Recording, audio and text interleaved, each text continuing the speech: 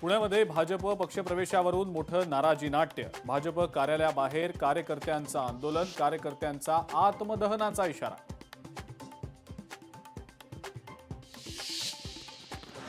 परभणीमध्ये शिवसेना कार्यकर्त्यांचा मेळावा, शिवसेनेचे संपर्क प्रमुख आनंद जाधव यांनी कार्यकर्त्यांना केलं मार्गदर्शन। मेळाव्यात इच्छुक उमेदवारांच्या घेतल्या मुलाखती।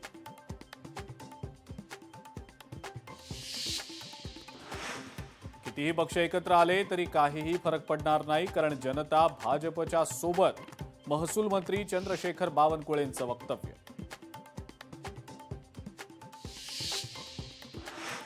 सोलापुरात काँग्रेस खासदार प्रणिती शिंदेंना मोठा धक्का। काँग्रेसचे माजी नगरसेवक आणि प्रणिती शिंदेंचे विश्वासू सहकारी विनोद भोसलेंचा भाजपात प्रवेश।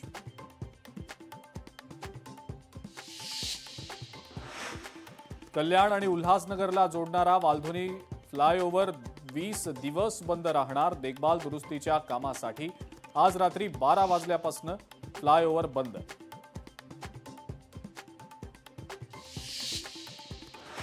नंदुरबारच्या अंकलेश्वर बऱ्हाणपूर मार्गावर अघोरी जादू टोण्याचा प्रकार। मार्गाच्या मधोमध हा प्रकार केला गेल्यानं नागरिकांमध्ये भीतीचं वातावरण।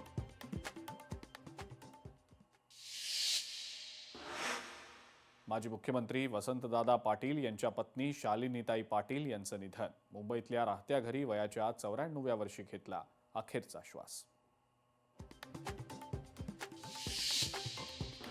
छत्रपती संभाजीनगरच्या छावणी रस्त्यावर दुचाकीनं घेतला पेट। आगीमध्ये दुचाकी जळून खाक।